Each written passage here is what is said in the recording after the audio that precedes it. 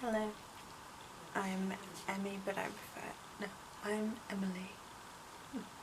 Hello, I'm Emily, but I prefer Emmy. Welcome to my channel. Today I've decided to do a video about my autism story because I'm going to battle through. I'm going to do it. It's taken me a while, but I'm going to do it. It's just a brief overview because I am planning to do a more in-depth series of this, I guess, to help other people as well. So next week, next Thursday, I think, the 26th, marks the year since I went and I got my diagnosis. So I'm just going to do a brief overview. I'm not going to do the typical thing of, I guess I always did feel different. I wasn't really aware of the fact that I was different until it was made apparent to me that I was always labelled sensitive. Very, very vivid imaginative play where everything was real. Everything still is. I'm trying to remember myself as a child. Let's have a look at photos. I didn't really like touch too much. I didn't like being touched. An example of touch from an early age and me not liking it. I liked hugging other people. I liked to be in control of the situation, otherwise I'd get quite scared and quite self-conscious. I would get quite kind of overly upset about things. I was very inquisitive. I've never been able to take change. I used to cry a lot. I used to say that places were my homes and like fish were my friends and all that kind of thing, and then if we went to a place that I really, really liked, then I would kind of tell everyone everything about something.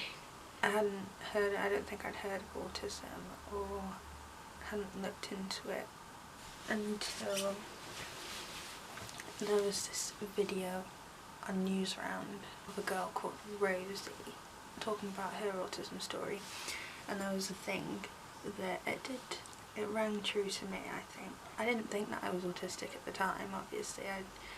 I'll go into that some when. The fact that she said that she felt like everything had feelings and that wasn't normal. In quotations, I said that the curtains had feelings, and that's true. It is difficult to describe unless you get it yourself, but you know, that I guess was the thing that started it, and always kind of, I guess it was always in the back of my mind, but I always have this thing, I guess it might just be to do with society. Autism, you have to be special. Like, I honestly have no idea. You have to be a guy. I guess it's misinformation. You don't hear a lot about it, or at least you didn't. When I was 14, we went to see Curious Incident of the Dog in the Night Time, and up till then, we went to the cinema to watch Coriolanus, Donmar Warehouse National Theatre Live. There was a trailer for Curious Incident, and I really liked the music. And it really stuck out to me because the music, and I bought the music before we went to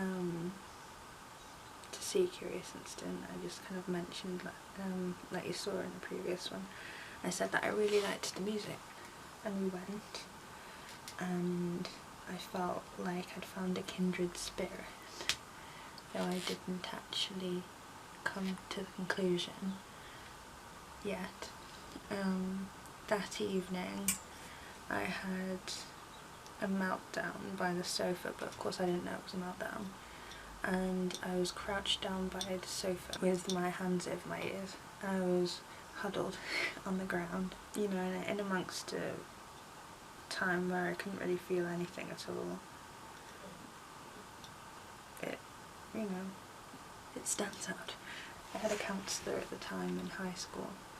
She said that we could look at questionnaires, go into an assessment or something, because I mentioned that there were a few things that he struggled with that I noticed that I struggled with, Christopher, from the play. I was anxious of meeting anyone or doing anything outside of school because everything at the time was already too much. I basically was searching everything but autism. I went through thinking I had BPD, schizophrenia, which then the school nurse had to come. Then they sent me to CAMS. Shortly after, I had to leave school because it was too much. It had been an ongoing thing. School had, I mean that's a video in itself, but I had to leave due to my mental health and my mental well-being. I went to CAMS for a short time, but that didn't really do anything. Then a couple of years passed. I'm in the car with my mum after a reset. I think 2 years was a bit of a reset. I was in the car with my mum coming back from somewhere, and I was telling her about how I feel differently. I can't remember what about specifically. It was weird the way that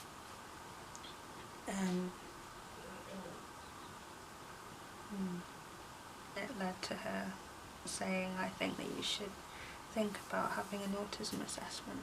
That came out of nowhere after a couple of years, and I thought, well, I'll think about it. Out of nowhere. There was video, Invisible Eye, Katie, Autism versus Social Anxiety. I already knew that I had some form of social anxiety, but her video came up, and it was basically saying the difference between social anxiety and feeling anxious in social situations, or feeling anxious about how that would make you feel following. And I hadn't thought of that before. I tend to do the Bugs Bunny thing, and then suddenly it came to me. I was a rabbit in a human oil. That was transformative. That was when I began to think, okay, maybe. And then there was a video following of, because, you know, bear in mind, I had it in my mind that even though I watched Rosie's video, I mean that's crazy how I used to think, you know, it's just guys. I mean that makes no sense, but I guess that's just culture.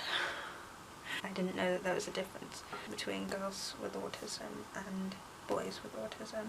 That was also very enlightening. And then I thought, okay, yeah, I will.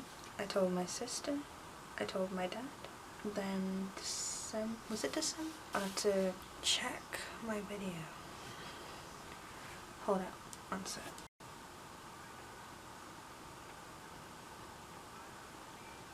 October 2017 that we had those conversations. It was May 2018 that I assessment with a place called LifeWorks. It's just a conversation about what to do next. It's sort of like a mini assessment where they just go over it and filter you through, and then they will send you through to an assessment unit.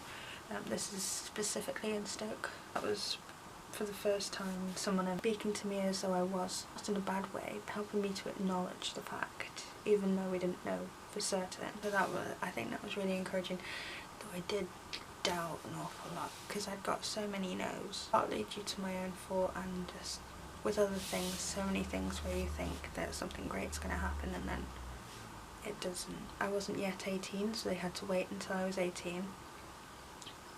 I turned 18 in September 2018, and we let them know. They sent a form through to a doctor, and then the doctor sent a form to us, filled that in it.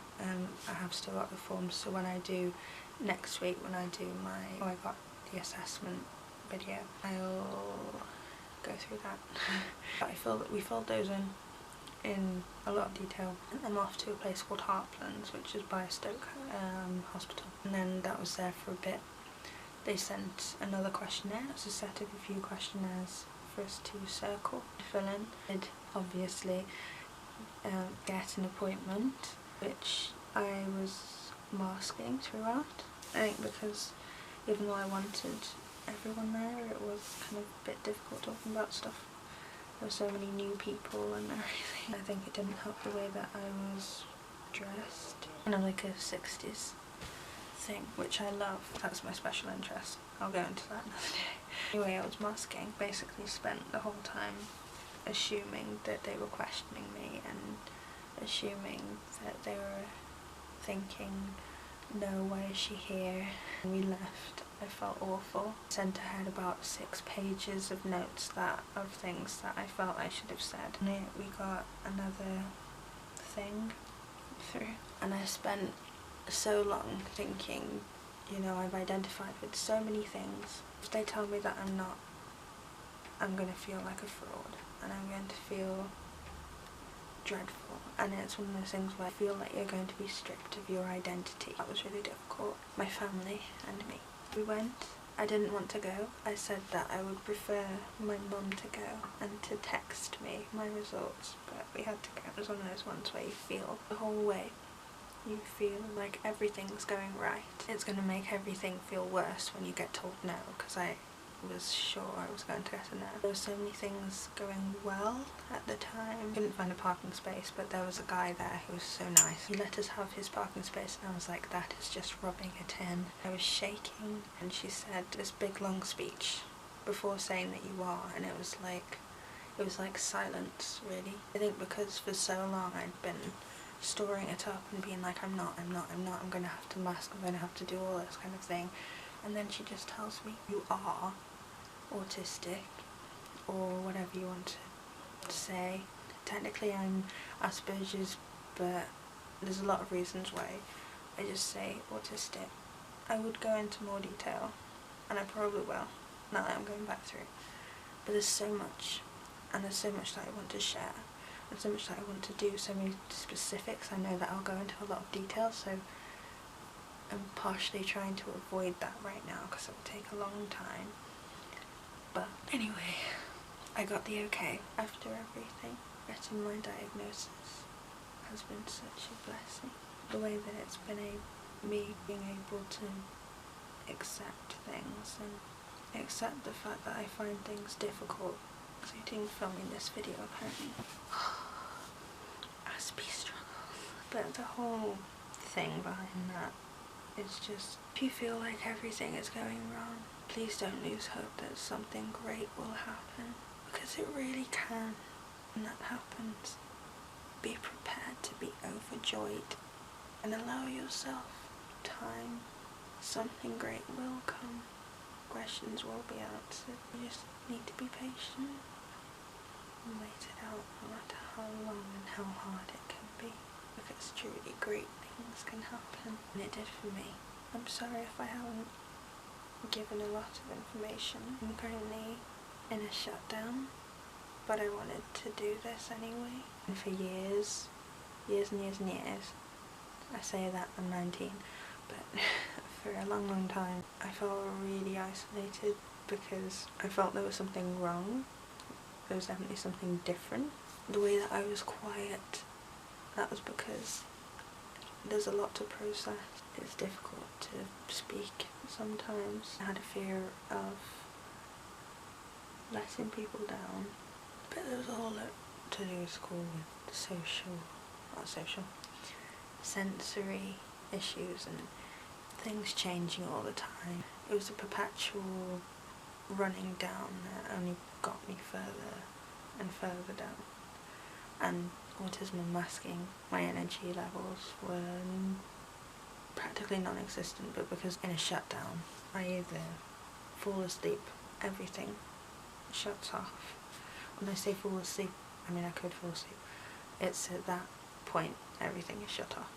I don't want to speak, I don't want to hear. That will send me into a meltdown. Or I'm devoid of so much, and I'm so very on the thing, you know, that I will suddenly shoot up, energy levels up there, and I will feel nothing. I will be out of control in a way, not in the most severe sense, but for me, it's so unlike me, and I'm still trying to find that within myself,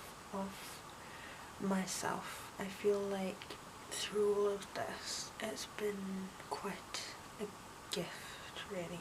Finding out this, it goes practically hand in hand with my faith as a Christian, because I felt that God is helping me to find myself again, and that my worth isn't in what other people think of me and what I think I should be.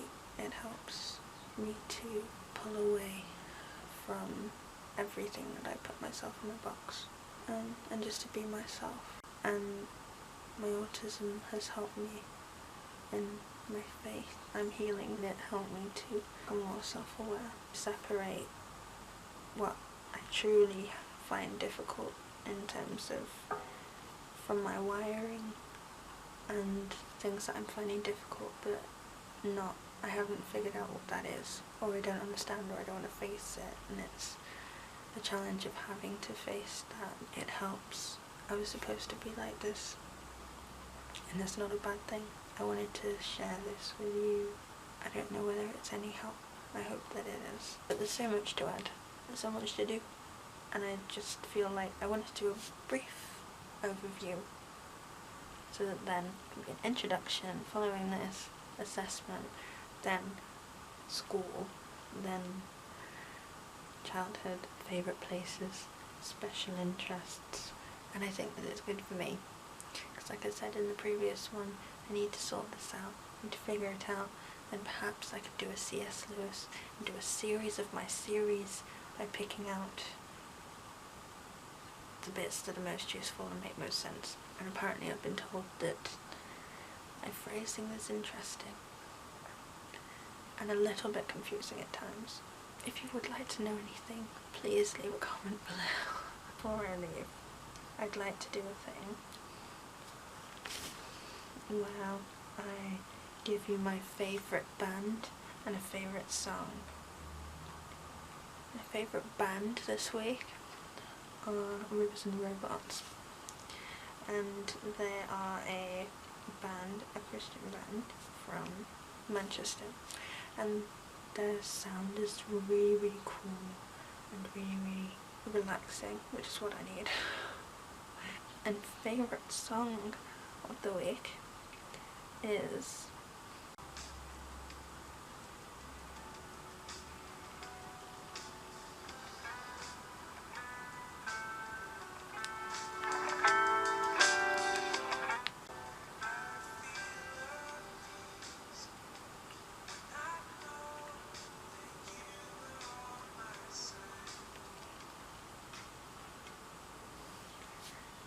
that. I'm gonna go for a walk now. Stay safe, be sensible, live life with love. Love. Welcome to my channel.